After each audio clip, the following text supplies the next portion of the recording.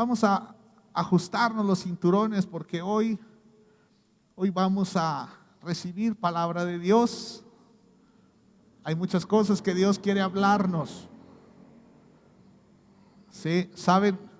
El pasaje que voy a predicar es un pasaje que a lo mejor a través de los años, yo llevo 17 años siendo pastor y este pasaje ya lo he predicado, claro que varias veces, algunas aquí, otras fuera, pero es un pasaje que siempre que se predica, si no es un estudio, sino que es una predicación, seguramente es un tiempo profético, ¿verdad? Es un tiempo profético. Ahora, cuando lo lea, no quiero que te espantes rápido. Los que están en internet, no quiero que se desconecten, y los que están aquí, no huyas, sino que el pasaje es en un sentido muy sano. No te vayas a espantar en cuanto lea el pasaje, sino que es un tiempo en donde tenemos que aprender, y Dios en las últimas semanas, en los últimos mensajes que hemos predicado aquí, Dios quiere tumbar muchos mitos sobre las creencias que tenemos. Y Dios quiere ponernos en un cristianismo sano, en un cristianismo de verdad. Tenemos que ser hijos de Dios, pero no según nuestras ideas, sino según lo que dice la palabra de Dios. De esto prediqué hace 8 días y prediqué el domingo, ¿verdad? Y podría seguir predicando sobre lo mismo. Pero hoy vamos a ponernos en las manos de Dios. Ahí donde estás, repite conmigo: Padre amado, me pongo en tus manos y yo te pido que hables a mi vida. No permitas que yo deseche tu palabra. Ayúdame para que esta palabra transforme mi corazón, anime mi fe y me dé paz. En el nombre de Jesús. Amén. Muy bien. El nombre de la predicación es ¿cristiano? En forma de pregunta, ¿cristiano? Hace 8 días fue ¿conoces a Dios? Son preguntas importantes. A veces, miren, me he topado, hace muchos años conocí a un grupo de jóvenes que oraban para bendecir y santificar, entre comillas, ¿sí?, su cocaína. Imagínense a qué nivel de cristianismo se ha llegado. ¿Sí? Ponían su droga y oraban, así como oramos por los alimentos, hacían este terrible acto, oraban por su cocaína. Pero también he estado en reuniones. Un día me tocó estar en una reunión donde llegó un músico, un hombre que parece que era medio conocido, según lo que me dijeron, ¿sí? Y que él abiertamente me dijo, pastor, a mí me pagan por tocar en las iglesias. A mí me pagan, ¿sí? Y yo voy con fulano, y voy con sutano, y voy y toco. Yo voy al antro, ¿sí? Mi problema es la droga. ¿Te acuerdas, Sergio, que estabas conmigo? Y yo dije, y dice que es cristiano. Y no le gustó que yo le dijera, ¿sabes qué? Jesús no es tu Señor. No le gustó. Y así como estos casos hay muchos en donde creen que son cristianos, pero como vimos la semana pasada, no todo el que le dice Señor, Señor, entrará en el reino de los cielos. Ahora nosotros, los que están conectados y los que estamos aquí, el Espíritu Santo nos está llamando a ser mejores hijos de Dios, mejores, ¿sí? Y a veces estos casos que yo te platico pueden sonar como aislados, como si fueran cuentos del pastor, pero es la verdad. Por eso es que le preguntaba a Sergio si se acordaba, porque Sergio estaba conmigo cuando este hombre dijo todo ese tipo de cosas y dijo, yo solo tengo el problema de drogas. Y dice, bueno, y las mujeres. Y bueno, también unos tragos. Y el chiste es que después de 1 hora de plática ya no solo era la droga, era un montón de cosas. pero le pagaban por estar en la alabanza de algunas iglesias. Y eso es terrible. Y esto me da el preámbulo para entrar con el texto. Apocalipsis 3, versículo 14. ¿Sí? Abróchate el cinturón. Dice así la palabra de Dios, dice, y escribe al ángel al ángel de la iglesia en la Odisea, he aquí el amén, el testigo fiel y verdadero. El principio de la creación de Dios dice esto: yo conozco tus obras, que ni eres frío ni caliente. Ojalá fueses frío o caliente, pero por cuanto eres tibio y no frío ni caliente, te vomitaré de mi boca. Porque tú dices, yo soy rico, me he enriquecido y de ninguna cosa tengo necesidad, y no sabes que tú eres un desventurado, miserable, pobre, ciego y desnudo. Qué fuerte comienzo. Por eso empecé con las historias. No le apaguen. No voy a predicar sobre te vomitaré de mi boca, tranquilos. ¿Sí? Ese no es el punto esta noche. El punto es que Jesús está hablando, y es Jesús quien dice, escribe al ángel, ¿sí? Escribe a quien está pastoreando esa iglesia. Fíjate que al primero que ajustan es al pastor. Porque muchos creen que, el pastor qué padre se la lleva. No. El primer ajuste va sobre el pastor. Escribe al ángel de la iglesia en la Odisea. Y dice quién está hablando: el amén, el testigo fiel y verdadero, o sea, Jesús. Pero dice en el verso 15, yo conozco tus obras. Conozco lo que estás haciendo. No dice, me lo platicaron. No dice, vinieron a acusarte. Dice, yo conozco. El testigo fiel y verdadero conoce. Y yo sé que nos encanta, nos gusta pensar que somos salvos no por obras para que nadie se gloríe. Eso dice la Biblia y está bien. Es así. Pero yo pregunto, ¿por qué Jesús le dice a esta iglesia, yo conozco tus obras? ¿Por qué no le dijo, yo conozco tu fe? Le dice, yo conozco tus obras. Y las obras indican que no eres ni frío ni caliente. ¿Sí? La salvación no es por obras, pero las obras es un testimonio vivo de qué clase de cristianismo vivo. Mis obras dicen si el Espíritu Santo está dentro de mí o no. Mis obras muestran al mundo y claman al mundo diciendo de quién soy hijo. Y Jesús está diciendo, yo conozco tus obras, pero sabes, vamos con el versículo 17, que es la secuencia que Dios nos ha dado las últimas semanas. Es, tú dices. Y hemos hablado sobre cada uno de nosotros tiene su propia opinión sobre su vida espiritual, ¿verdad? O sea, si pasamos o si hacemos una entrevista, cada uno de nosotros tiene una opinión sobre nuestra vida espiritual, pero muy pocos dirían, soy tibio. La mayoría diría, estoy bien, tengo fallas como todos. Ese es un buen escudo, ¿verdad? Tengo fallas como todos, pero estoy bien. Otros dirían, yo asisto a la iglesia. Otros dirían, yo sirvo en la iglesia, soy predicador, soy el de la alabanza. Y tendríamos muchos argumentos. Recuerdan que Jesús le preguntó a sus discípulos, ¿quién dice la gente que soy yo? Pero ahora no se trata de Jesús, sino ahora se trata de ti. ¿Qué dices tú respecto a tu vida espiritual? ¿Cuál es el concepto que tienes de tu vida espiritual? Y decía que la mayoría va a justificar sus fallas.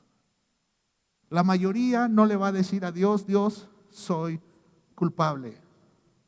Si tuviéramos ese sentir de que somos culpables, lloraríamos después de pecar. De verdad.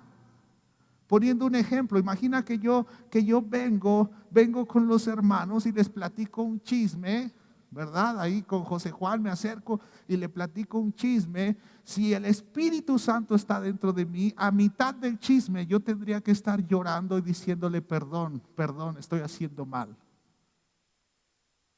Pero como no me siento mal, podría seguir. Y me sigo allá con Estelita y con Gerardo. ¿Sí? Y me sigo y le doy vuelo a la hilacha. ¿Por qué? Porque solo pienso en mi concepto y mi concepto es que yo estoy bien. Tenemos que tener cuidado. Jesús les está diciendo, porque tú dices, y dices, soy rico, me he enriquecido, de ninguna cosa tengo necesidad. Y aquí nos debe llamar la atención esto. Porque la iglesia cristiana del siglo XXI pensamos que bendición es dinero. Es más, si andas mal de dinero, no estás bendecido. Eso es mentira. Eso es mentira.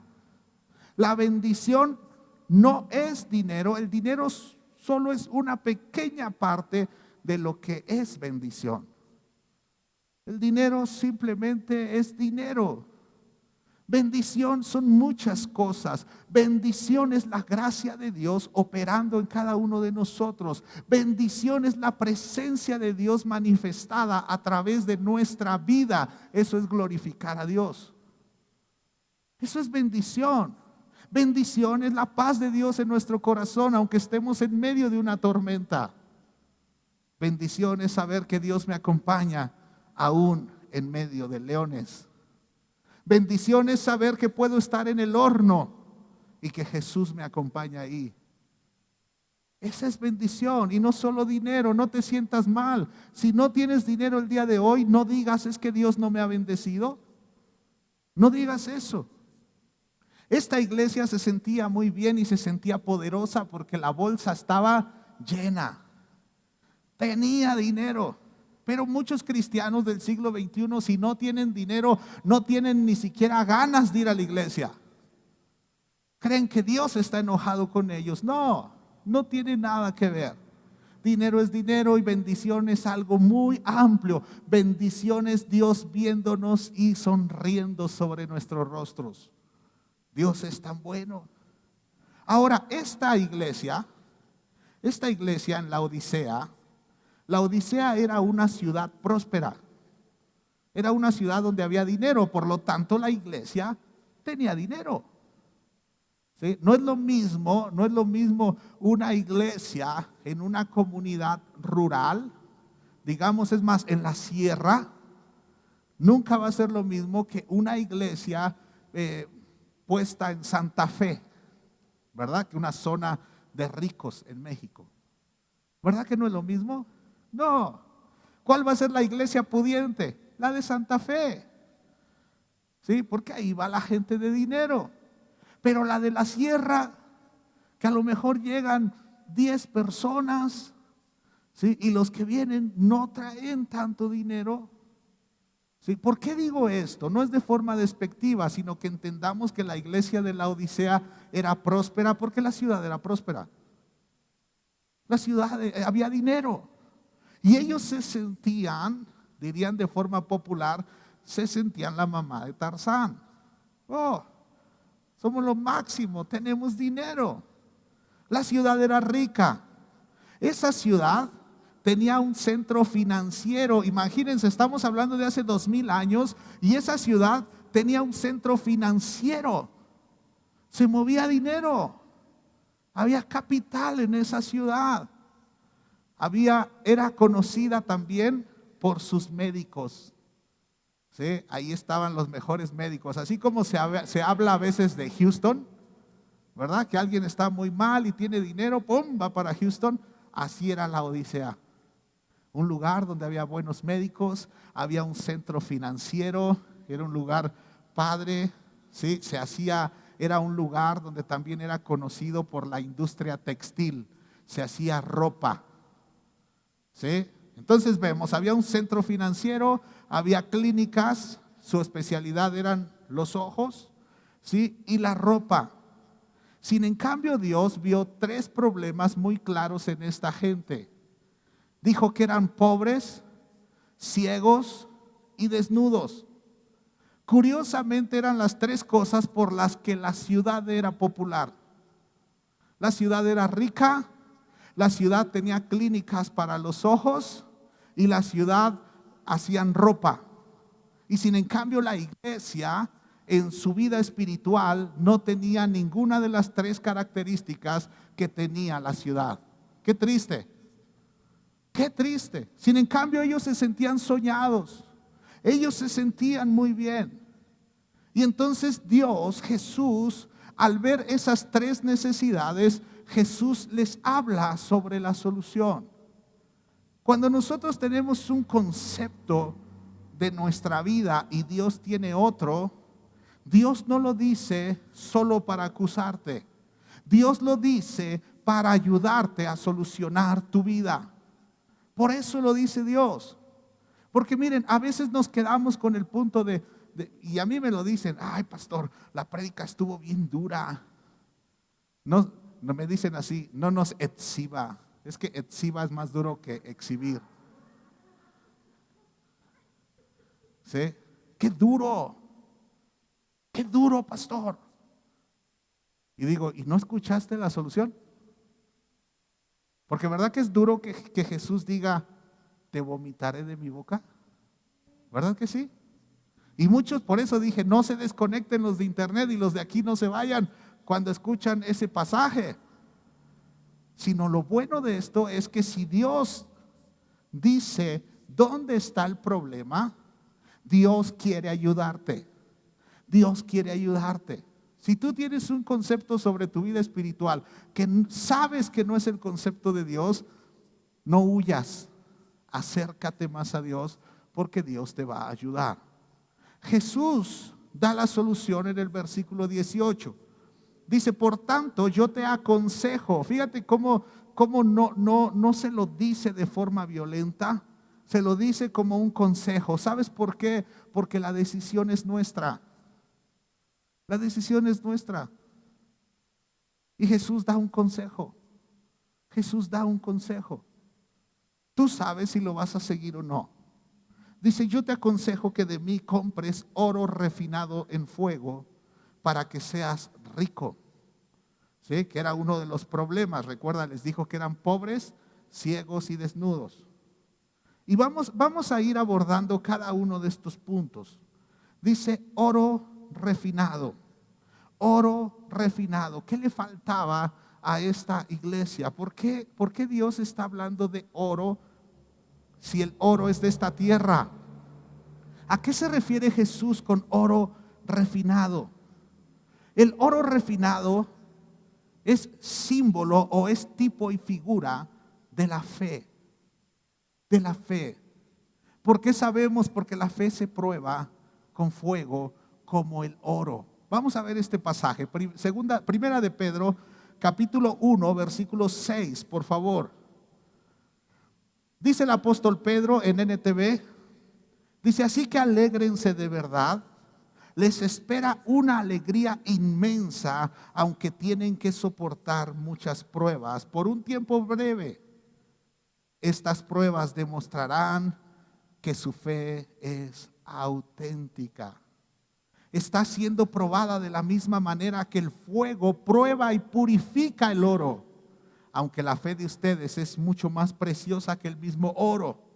Entonces su fe, al permanecer firme en tantas pruebas, les traerá mucha alabanza, gloria y honra en el día que Jesucristo sea revelado a todo el mundo. ¿Sí? Déjenme en pantalla el verso 7, la primera parte. ¿Para qué son los problemas? Porque los cristianos pasamos problemas. ¿Sí? Es más, tenemos ya que forjarnos. Tenemos que forjarnos. No sé si entiendas ese concepto, pero un forjador es alguien que mete el metal al fuego, a un horno, y cuando está al rojo vivo, saca ese metal y toma un martillo, un mazo tremendo, y comienza a golpear ese metal que ya está hirviendo, lo golpea, lo golpea, lo golpea hasta darle la forma que quiere. Nosotros constantemente somos forjados por Dios. Sí, yo sé que no nos gusta pensar esto y decimos, es que Dios es bueno. Sí, la bondad de Dios también viene con un martillo. ¿Por qué? Porque Dios quiere que seas mejor. Dios quiere que tú prosperes, sí, pero después de un martillo, después de ser forjados, después de que el carácter ha sido probado. Por eso en el versículo 6 dijo, alégrense de verdad, alégrense. Entonces, cuando estamos siendo martillados, también estamos siendo bendecidos. Pero a veces a la hora de los martillazos creemos que Dios se fue. Y Dios dice, no, te tengo agarrado con las pinzas y te estoy golpeando para formarte. Para formarte. Ahora, ¿por qué un forjador mete el metal en un horno súper caliente? Para poderle dar forma. Si el metal es golpeado sin haberlo calentado, el metal se puede romper. ¿Sí? Dios es tan bueno que Dios no te va a romper, solo te va a formar. Pero a lo mejor ahorita imagínate que eres ese pedazo de metal y estás recibiendo unos martillazos, ¿verdad? Creo que aquí todos hemos pasado por la forja de Dios. A ver, solo por curiosidad, levanten su mano los que han pasado por la forja de Dios. Hemos estado ahí tantas veces y es muestra del amor de Dios. Es muestra del amor de Dios, porque un pedazo de metal no sirve para nada, pero ¿qué tal una espada? Una espada es útil, o una herramienta es útil, da frutos. Da frutos. Y dice que estas pruebas demostrarán que nuestra fe es auténtica. Hay gente que tiene fe pirata. ¿Y dónde se nota? En las pruebas. En las pruebas. Hay un dicho entre marineros, ¿sí?, que dicen que cuando el barco se va a hundir, dicen los marineros que primero se van las ratas. ¿Por qué? Porque las ratas no fueron formados para ser marineros. Las ratas huyen por sobrevivir. ¿Qué sucede con los marineros? Los marineros están ahí en el barco y los marineros están ayudando a sacar a la gente. Fueron formados, fueron capacitados. No huyen, fueron formados. Y el último que se va es el capitán. Hace algunos años hubo un barco que se hundió acá por el mar Mediterráneo y que el capitán se fue. No sé si supieron esta noticia. El capitán se fue, de los primeros, corrió y tuvo que enfrentar una demanda millonaria por haberse ido, porque fue formado para ser capitán. Porque un capitán no se va. Un capitán no se va. El capitán tiene que asegurarse que ya salió la gente y después ya salieron los marineros, y cuando ya no hay nadie, si aún hay tiempo, se puede ir. Si no, tiene que morir en su barco. Nosotros, nuestra fe es forjada para que no huyamos, sino para permanecer. Y cuando estamos en el horno de Dios, comenzamos a tener pensamientos de ya me voy, ya me voy. Estás en la forja. Estás en la forja. Cuando la próxima vez que estés en una situación difícil, prométete a ti mismo que vas a demostrar una fe auténtica. Auténtica, de la de verdad. Y ¿sabes quién puede vencer a un valiente? ¿Sabes tú quién puede vencer a un valiente? Solo él mismo se puede vencer. La gente valiente, solo él mismo, solo tú mismo te puedes vencer. No es el diablo, no es tu jefe, no es la gente que te envidia en el trabajo, No son tus profesores, no es el pastor, no es la gente de la iglesia, eres tú. Eres tú. Dice Proverbios 16:32 que mejor es ser paciente que poderoso. Más vale tener control propio que conquistar una ciudad. Más vale tener control propio. Manifestemos nuestra fe. La fe está siendo probada y más en estos tiempos. Este año ha sido la forja más larga que hemos vivido. Pero Dios te ama. Dios te está formando. Después hubo una segunda necesidad, que era que Jesús los vio ciegos, ¿verdad? Jesús los vio ciegos. Perdón, antes de ciegos los vio desnudos. ¿Sí? Y Jesús les habla sobre vestiduras blancas. Dice, yo te aconsejo que de mí compres oro refinado en fuego para que seas rico, y vestiduras blancas para vestirte, y que no se descubra la vergüenza de tu desnudez. La vergüenza de tu desnudez. ¿Sabes? Nuestros pecados nos desnudan. Nuestros pecados gritan al mundo quiénes somos. Por eso es que Jesús dice, conozco tus obras. Mis pecados muestran al mundo quién soy. Los pecados desnudan, los errores desnudan. ¿Recuerdan a Adán y Eva? Génesis 3:10. Ya Dios vino, después de que ellos pecaron, Dios viene a hablar con ellos. Y entonces dice versículo 10 que el hombre contestó, te oí caminando por el huerto, así que me escondí, tuve miedo porque estaba desnudo. Tuve miedo porque estaba desnudo. Y lo primero que pregunta Dios después de este pecado, versículo 11 de Génesis 3, dice, ¿quién te dijo que estabas desnudo? ¿Quién te dijo? ¿Quién te dijo eso?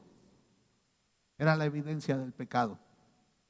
Era la evidencia del pecado. Dios sabía que habían pecado. Pero sabes, por primera vez, porque Adán y Eva estaban desnudos. Ellos ya estaban desnudos. Sin en cambio, después del pecado, es que el concepto de ellos fue, estamos desnudos. Vieron mal algo que ya tenían. Vieron mal algo que ya tenían. Qué terrible. Nuestros pecados nos desnudan. Nuestra forma de actuar, nuestras reacciones nos desnudan. ¿Y qué hacemos cuando pasa eso? Adán buscó un culpable. Adán rápido dijo, fue la mujer que tú me la diste. Casi está diciendo, mira, la primer culpable es la mujer, el segundo eres tú, Señor, y después es el diablo, pero yo estoy bien. No. Respuesta incorrecta. La desnudez la viste tú. La desnudez la viste tú. Por lo tanto, ¿a quién fue el primero que castigó Dios? Al hombre. Al hombre. Estaba desnudo a causa de su pecado. Desnudo. Las vestiduras, según Apocalipsis 19:8, las vestiduras, dice así, dice, y a ella se le ha concedido que se vista de lino fino, limpio y resplandeciente, porque el lino fino es las acciones justas de los santos. Las vestiduras son las acciones. Son nuestras acciones. Por eso es que Jesús dice, conozco tus obras. Conozco tus obras. El pecado nos desnuda. Las acciones justas nos visten de lino fino, lino limpio y resplandeciente. ¿Cómo son nuestras acciones? Si yo bajara, ¿sí? Porque aquí hay mucha pasión, acá arriba hay mucho fuego, pero si en mi vida normal yo fuera gritón, enojón, me exhibo, me estaría exhibiendo completamente. Mis acciones me desnudan. Pero las buenas personas se notan, las buenas personas se ven.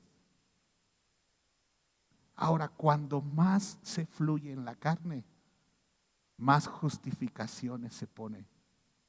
Porque la carne tiene dos funciones muy fuertes.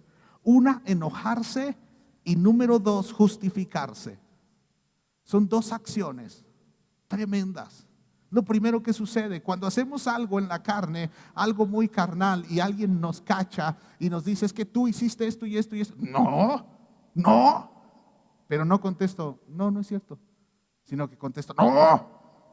La carne reacciona, habla feo, lastima. Pero es que te vieron 5 miembros de la iglesia, te vieron saliendo de la cantina. Claro, ellos estaban afuera.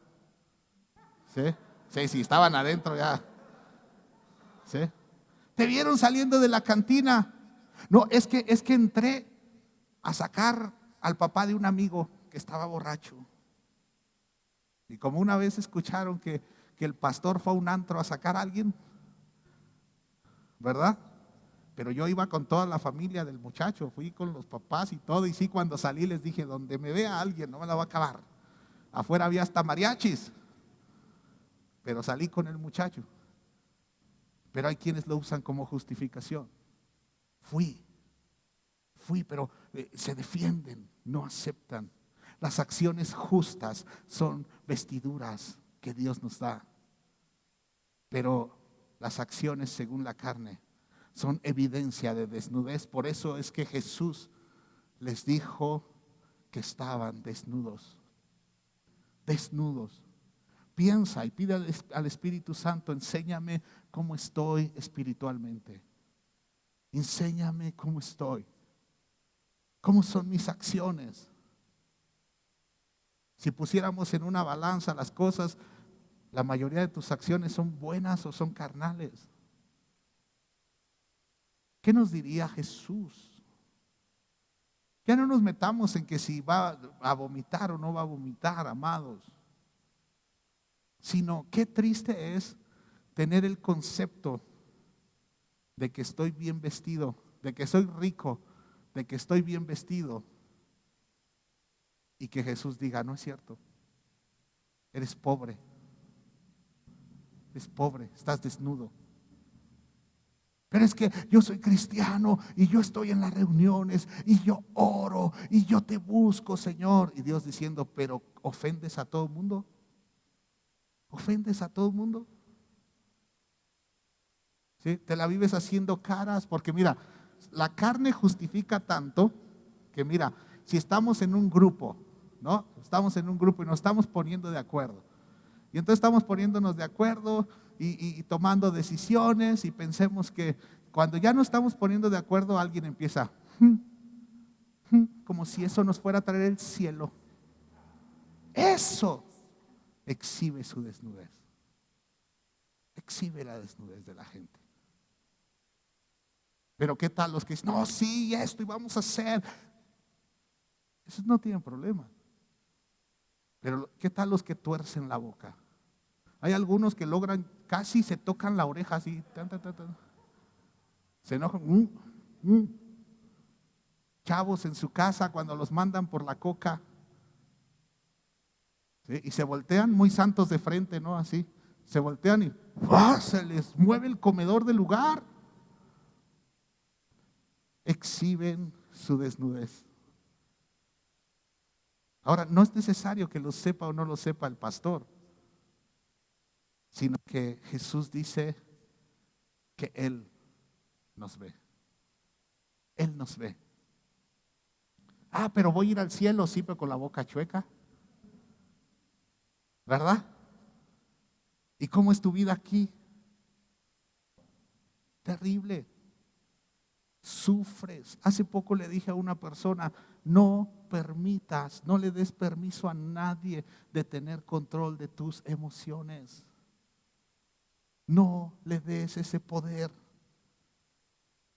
Es que lo veo, el hígado se me tuerce, se me hace 8. A veces dan ganas de decir, aquí lo voy a decir porque es abierto, es a todo el mundo, a quien lo quiera, Pero a veces dan ganas de decirle, pues no seas burro, ¿para qué le das esa autoridad a esa persona? Es que se me tuerce solo. No, solo no. Tu corazón se contaminó. Tu corazón se contaminó. Tu corazón se contaminó. Si perdonamos, que viene el que nos ofendió, el hígado sigue normal, no se da la vuelta. No pasa nada. Dios te bendiga. Dios te bendiga. Punto. Punto. Pero no estar atados a una desnudez por causa del pecado. Número 3. Unge tus ojos con colirio, dijo Jesús. Unge tus ojos con colirio. Hay gente que está viendo y no ve. No pueden entender, no tienen visión espiritual. Es más, no pueden entender lo sublime que es el perdón. No lo pueden entender, siguen pensando que perdón es debilidad. Pero el perdón es sublime, perdón es lo mejor que nos puede enseñar Jesús. ¿Por qué el perdón es sublime? Porque cuando yo perdono, me parezco más a Jesús. Y cuando guardo rencor, me parezco al diablo. Y entonces el perdón es algo tan hermoso, porque después de que lo practicas, aunque cuesta trabajo, porque el perdón es una medicina que se toma mientras duele, pero cuando logras perdonar, tienes que darte cuenta, me parezco más a Jesús. Estoy actuando como Jesús. Estoy haciendo algo que en mi carne no podría lograrlo. Estoy haciendo algo que solo Dios tiene la capacidad de hacerlo, y su capacidad la ha puesto en mí. Qué hermoso es perdonar. Qué hermoso es perdonar, pero a veces actuamos. ¿Recuerdan a Pedro cuando hablando de perdón dijo, Señor, yo me lo imagino así con un porte así de, Señor, ¿cuántas veces tengo que perdonar? ¿7? Yo creo que el Señor movió la cabeza, dice, 70 veces 7, Pedro. 70 veces 7. La verdad es que 7 es un número fuerte, ¿no? ¿Cómo ven? 7 al día quiere decir que 7 personas te ofendieron o me ofendieron. Y Jesús dice, no, eso es poco. Eso es poco. Y Jesús lo hace por experiencia, porque Jesús en el cielo lo que dice es, los seres humanos me ofenden una y otra y otra y otra y otra y otra. Sí. Y cada uno de nosotros tiene su récord. Porque día a día, ¿quién no ha pecado el día de hoy?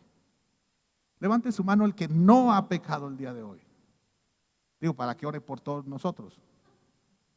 Pero ¿verdad? Algo pasó. A lo mejor ni lo hemos pensado, pero decimos, no, sí, algo seguro. Algo hice. Algo hice. A lo mejor cuando torcí la boca. Pero algo hice. Y Jesús está, perdone y perdone y perdone y perdone. Yo a veces me imagino, por aquello de los horarios, pero me imagino que Dios el día domingo entre 8 de la mañana a 2 de la tarde, ¿cuánto trabajo tiene con los mexicanos? ¿Sí o no? Estamos en las iglesias. Señor, perdóname. Y el pastor Soriel empieza, perdóname por esto, aquello. Pero también comienza Juan y comienza Mari, la pastora, y Sergio, y José Juan, y Brian, y Becky, y todos con el puro coinonía está recibiendo. Pero las otras iglesias, ¿verdad? Las de aquí de San Lorenzo, de volada, también están en lo mismo. Y las del centro y todo Toluca y el Estado de México y todo México. Y Dios está diciendo, porque nos escucha a todos. Y Dios está diciendo, te perdono, te perdono, te perdono, te perdono, te perdono. Y nosotros por una cosa, nos aguantamos 2, 3 semanas bien enojados. Bien enojados. Y Dios, ¿sí? Y ya le pedimos perdón domingo en la mañana, pero para la noche ya traemos otra cosa, ¿verdad? Perdóname, Señor. Pero Él dice que Él es fiel y justo para perdonar. Él es fiel y justo.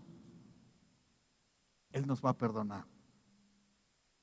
Y no nos dice, no, ya chole, no, ya Becky, ya pórtate bien, otra vez. Dios no dice eso.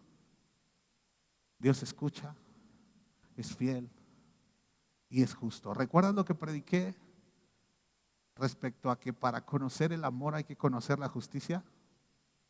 Fiel y justo. ¿Sí? Él quiere que nosotros sepamos que es pecado lo que estamos haciendo. No es de los que te interrumpe a media confesión y te dice, no, no te preocupes, yo perdono todo. No. Si confesamos nuestros pecados, Él es fiel y justo para perdonar. Si no sabemos que es pecado, ni siquiera nos vamos a arrepentir. Por eso necesitamos colirio en los ojos. Hay cristianos que no le dicen a la gente que ofenden, perdóname. Hace poco una persona que estuvo hablando mal de mí me dijo, pastor, perdóname. ¿Sí? Y lo escuché como por 1 hora por teléfono. Como 1 hora. Yo casi todo el tiempo callado. Y dijimos esto y acá y sas. Fulano, sutano, perengano, sas. Y por dentro el hígado como que se quería torcer el mío y se regresaba. Escuchando. Y el Espíritu Santo diciendo, escúchalo. ¿Ustedes creen que es padre escuchar todo eso? Escúchalo. Casi 1 hora o por 1 hora más o menos. Y entonces le dije, te perdono, no pasa nada, tranquilo. ¿Sí? Y me dijo, no, pastor, es que tengo que hablar contigo en persona y me tienes que perdonar en persona. Le digo, no hay necesidad. No, sí, porque yo me siento mal porque sé que pequé. Y le dije, sabes, de toda tu bola eres el único que ha pedido perdón. Los demás dicen que no han dicho nada, pero ¿sabes qué? Está bien. Y le dije, hijo, sigo confiando en ti. Pero no te puedo negar que en 1 hora, al inicio como al minuto 7, 8, el hígado se quiso dar la vuelta. ¡Ah! Y el Espíritu Santo era como un apuntador de televisión que acá te están hablando y decía, escúchalo, no te llamé a que te enojes, escúchalo, no te llamé a que te enojes. Después como que se fue cauterizando el hígado, ya no se quería dar la vuelta, sino que vino un tiempo de tristeza y el Espíritu Santo decía, no te llamé a llorar, escúchalo. Y yo quería llorar y el Espíritu Santo decía, no te llamé a eso, escúchalo. Y él seguía hablando. Y después me dijo, te llamé a perdonar. ¿Fue fácil? No. Fue muy duro. Pero ¿sabes por qué se puede lograr? No ignoro lo sobrenatural. Conozco lo sobrenatural. Sé lo que pasa con los que atacan. Sé lo que pasa con los que hablan de la iglesia. Sé lo que pasa cuando una persona está cauterizada en su corazón. Sus ojos no le dejan ver nada. Y siempre dirán que están bien. Esta iglesia tenía los ojos enfermos. No podía ver, ellos se veían muy bien, se veían ricos, bien vestidos, se veían, wow, a la moda, los mejores. Qué diferente es cuando alguien tiene un conocimiento espiritual. No te estoy diciendo que una persona con conocimiento espiritual sea perfecta, pero tiene la voz de Dios diciendo: cállate, cállate, perdona, escucha. Qué importante es poder tener una visión espiritual. La palabra de Dios nos enseña una historia de Eliseo que está en Segunda de Reyes 6, versículo 8. Es una historia donde el rey Aram entraba en guerra con Israel, dice la palabra de Dios. Y este rey Aram tenía un grupo de consejeros. Para ir a la guerra no es tan sencillo. Este hombre juntaba a sus consejeros. Estaban todos ahí. Y entonces él les hablaba el plan y les decía: vamos a hacer esto, vamos a atacar de esta forma. Pero dice el versículo 9: sin embargo, de inmediato Eliseo, hombre de Dios, le advertía al rey de Israel. Aquel estaba planeando, juntaba a su gente, les decía: vamos a atacar de esta forma. Y Eliseo estaba escuchando sin estar ahí. Eliseo era un hombre de visión espiritual. Eliseo escuchaba todo eso, iba con el rey y le decía: rey, no vayas por tal lado, te van a estar esperando, no vayas ahí, haz esto y esto y esto. Y entonces el rey obedecía lo que le decía Eliseo. Dice que varias veces Eliseo le advirtió al rey para que estuviera alerta de esos lugares. Y esa situación disgustó mucho al rey Aram. Llamó a sus oficiales. Imagínense, ese rey estaba enojado. Le dijo a los oficiales: ¿quién es el chismoso aquí?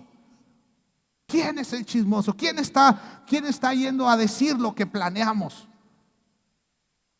¿Te puedes imaginar un rey enojado porque hay un espía en su grupo?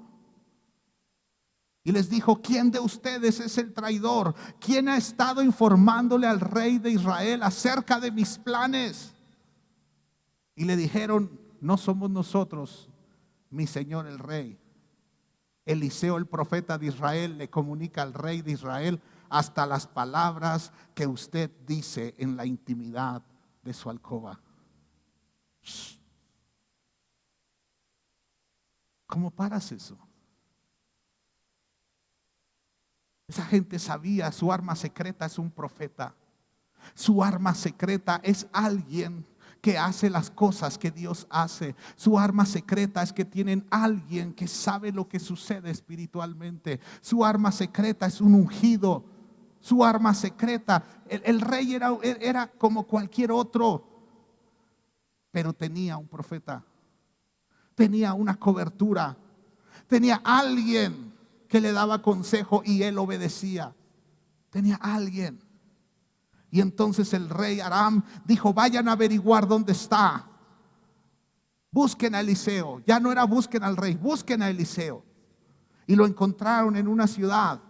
Y dice el versículo 15 que al día siguiente, cuando el sirviente del hombre de Dios se levantó temprano y salió, había tropas, caballos y carros de guerra por todos lados. ¿Te imaginas? Salió y vio.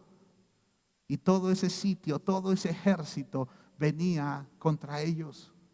Claro que le dio miedo. Claro que le dio miedo. Entró a decirle a Eliseo lo que estaba pasando. Le dijo: oh Señor, ¿qué vamos a hacer ahora? Gritó el joven a Eliseo. Y Eliseo tranquilo dijo: no tengas miedo. ¿Por qué Eliseo no entraba en pánico? Si eso era más grueso que el COVID. Venían por ellos, los querían matar. Y él dice: no tengas miedo, no tengas miedo. Tenía sus ojos sanos. Tenía sus ojos sanos. La gente que tiene ojos espirituales enfermos, lo único que ven son cosas negativas. Los ojos enfermos solo ven los defectos de los demás. Los ojos enfermos solo ven las cosas que hacen en contra de ellos. Los ojos enfermos se la viven criticando a los demás. Los ojos sanos son como los de Jesús, que mientras está recibiendo latigazos y Jesús está amarrado, se están burlando de él. su amigo, a unos metros, tal vez de aquí al ventilador, su amigo, mientras Jesús está amarrado, no se puede defender, su espalda está descubierta, le están clavando esos látigos que tenían unos fierros que con puntas, como si fueran manos, así arrancaban la carne. Y Jesús está recibiendo esos latigazos, y cuando lo recibe, ¡oh!, y voltea porque escuchó la voz de su amigo que decía: no lo conozco, no lo conozco, y empezó a decir maldiciones. Y vio a su amigo, lo vio a los ojos.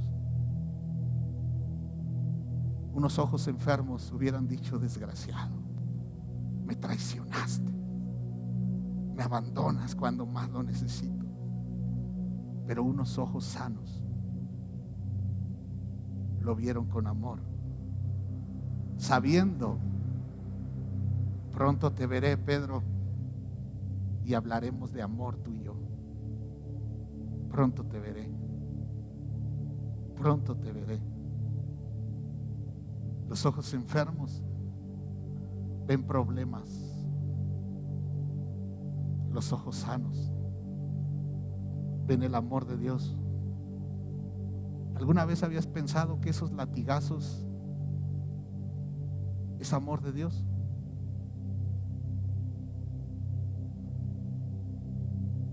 Porque esos latigazos tenían que arrancar carne de esta espalda, y yo tenía que estar ahí amarrado.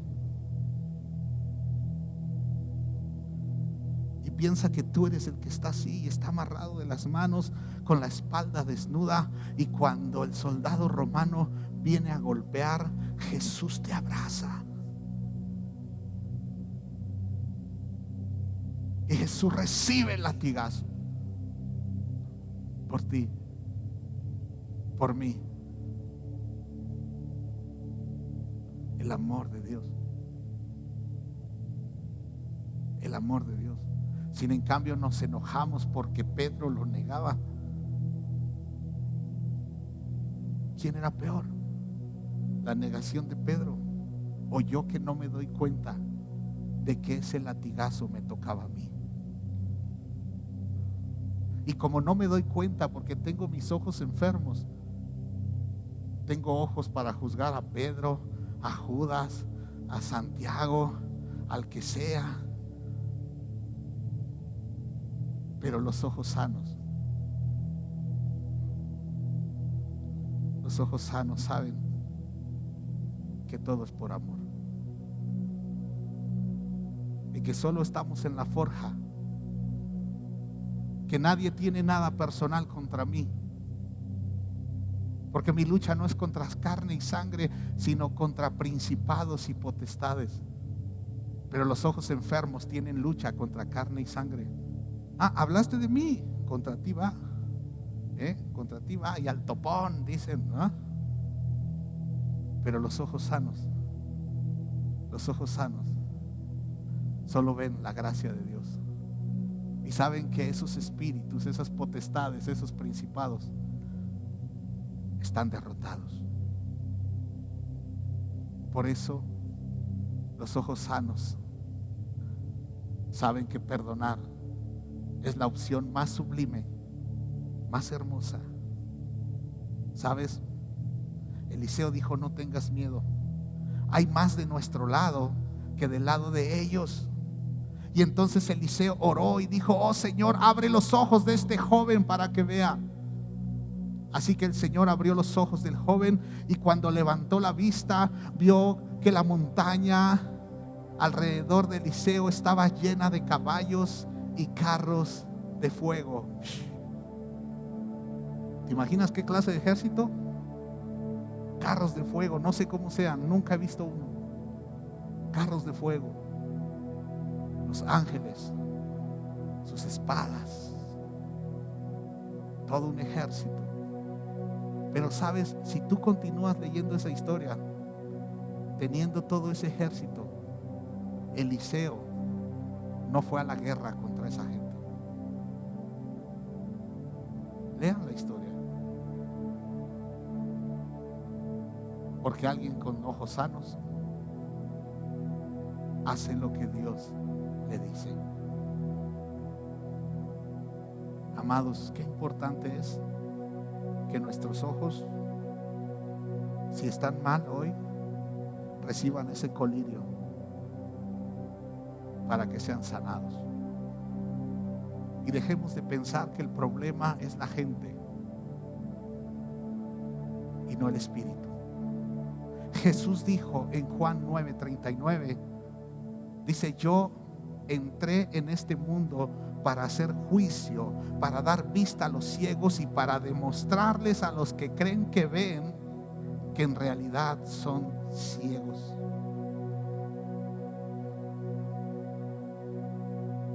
Los que creen que ven,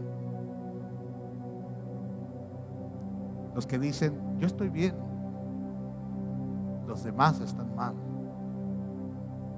Los que dicen nosotros, mi equipo, estamos bien. La iglesia, bola de hipócritas. Esas son frases que si entendieran lo espiritual, les daría miedo decir cosas de esas. Todo el mundo quiere ser Juan el Bautista, pero nadie quiere que le corten la cabeza. Pero Jesús a esta iglesia, con esto voy a terminar, en el verso 19, Apocalipsis 3, dijo: yo reprendo y castigo a todos los que amo. Sé pues celoso y arrepiéntete. Arrepiéntete. ¿Saben cuál es el problema que tenemos? Por eso el título del mensaje es ¿cristianos? En forma de pregunta. ¿Sabes cuál es la práctica más común que debemos tener los cristianos? Decir: perdóname, pequé contra ti. Eso debería ser lo más común. Pero decimos: ¿sabes qué? Allá de Becky, el bloque de Becky Mena, están hablando de ti.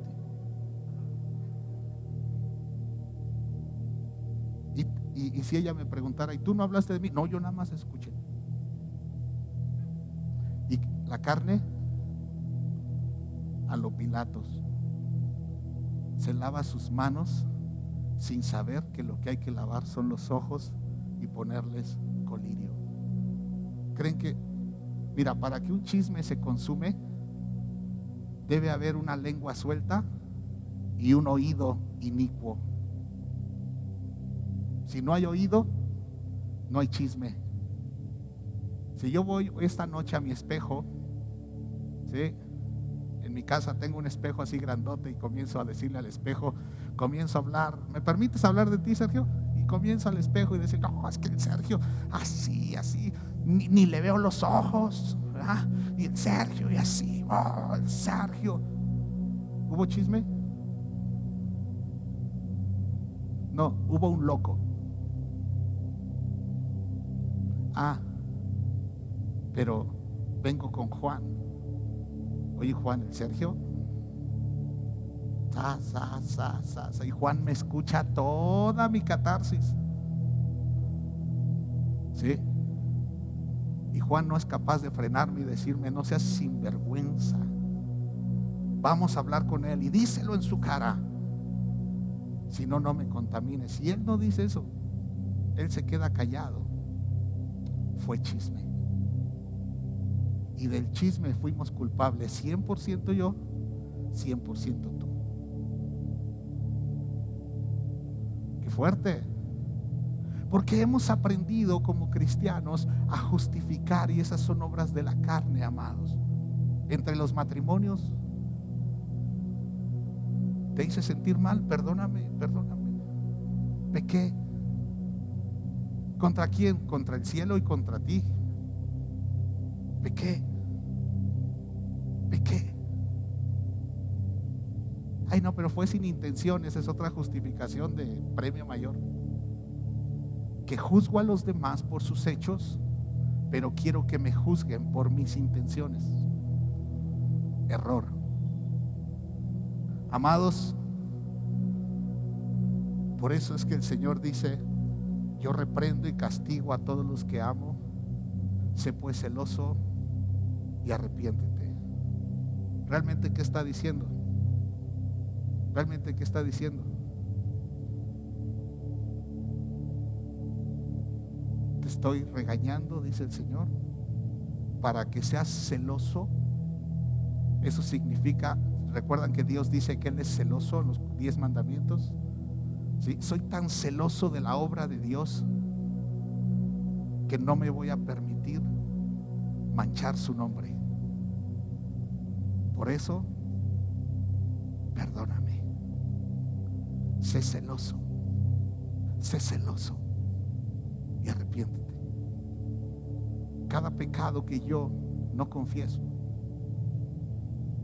¿sí?, es una mancha que yo hago hacia un reino que digo amar, pero que no tengo un celo de cuidarlo. Yo soy muy celoso de que mi esposa esté bien, muy celoso. La trato muy bien, es mi consentida, muy bien. Ella no despierta entre gritos y sombrerazos, nunca. Despierta entre palabras bonitas, porque soy celoso. Si yo digo que soy celoso del reino, si soy celoso de mi creencia en Jesús, no quiero manchar su nombre. No quiero manchar su nombre. Arrepiéntete. Y dice: aquí yo estoy a la puerta y llamo. Si alguno oye mi voz y abre la puerta, entraré a él y cenaré con él y él conmigo. Y al que venciere le daré que se siente conmigo en mi trono. Qué curioso que primero habla de arrepiéntete, después dice estoy tocando a la puerta, y después dice al que venciere. ¿Cuál es el contexto? ¿Cuál es el contexto? ¿Sí? Lo que está diciendo es que yo debo tomar el regaño, ser celoso, arrepentirme,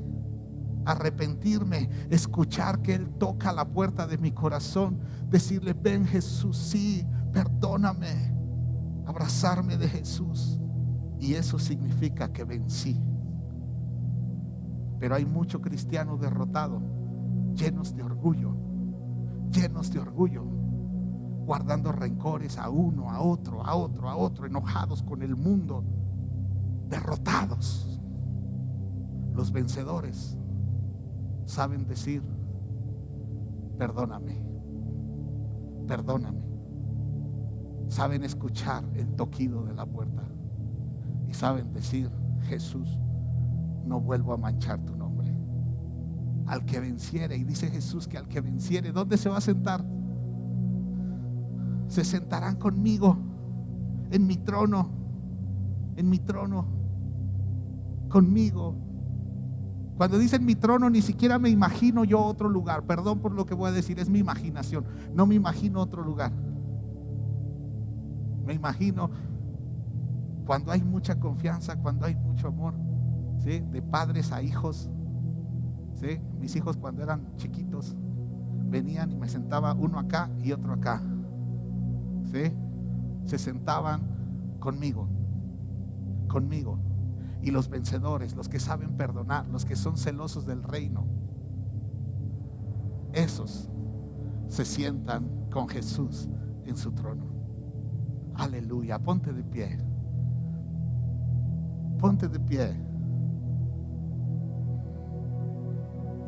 Pidámosle a Dios que esta palabra esté dando vueltas en nuestro corazón toda la noche. Vueltas en nuestro corazón, que nuestra vida espiritual sea acelerada hoy, se acelere hacia lo bueno. Quitemos lo negativo. De esto hablaba anoche con los hombres. Quitemos los negativos y comencemos a ser positivos. Y positivo es la prueba de nuestra fe. Y positivo son nuestras acciones justas ante esa prueba de la fe. Y positivo es que mis ojos ven lo correcto, que mis ojos ven lo que Jesús ve, que mis ojos saben que aunque Pedro me esté traicionando, después tendré una oportunidad de darle un abrazo a Pedro y decirle: Pedro, ¿me amas? Y restaurar las relaciones. Los cristianos no nos quedamos con relaciones truncas, sino con relaciones de amor. Padre, gracias te doy. Gracias por ser tan bueno. Gracias, Dios, por bendecirnos. Gracias por la disciplina.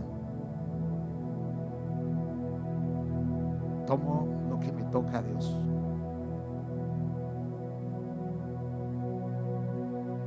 Peco contra el cielo y contra ti, Señor. Cuando me siento limpio, tu palabra dice que el que diga que no peca es mentiroso. Padre, en el nombre de Jesús, en el nombre de Jesús, queremos ser cristianos según tu concepto y no nuestro concepto. No queremos encontrarnos con la sorpresa de que creemos que somos ricos. No queremos encontrarnos con la sorpresa de las cosas que nosotros sabemos de nosotros y decir soy rico y decir no tengo necesidad. Y que tú me digas que soy pobre, ciego y desnudo, además de desventurado y miserable. Padre, perdónanos a todos, aquí y los que están en internet. Pero te pido que esta noche, Dios, tu Espíritu provoque un avivamiento de arrepentimiento. Acabamos de ver hace unos días el Yom Kippur, Dios, y cómo toda esa nación, Dios, el pueblo de Israel, por horas pidiendo perdón, por horas perdonándose. Dios, te pido que traigas un avivamiento de arrepentimiento, que aprendamos que lo que debemos hacer es aceptar que hemos fallado, que hemos pecado y pedir perdón. Pedir perdón a ti y pedir perdón a quien le haya fallado, contra quien haya pecado, y que la carne muera, Dios, que la carne vaya a la cruz, que aprendamos de ese avivamiento, Dios, que dejemos el orgullo a un lado y que digamos: perdón, perdón, perdónenme, perdónenme, en el nombre de Jesús. Amén, amén, amén. Amada iglesia, amada familia, amigos, este es un mensaje que tenemos que estarle dando vueltas. Pero si no somos gente de arrepentimiento, entonces ¿cómo llegamos a Jesús?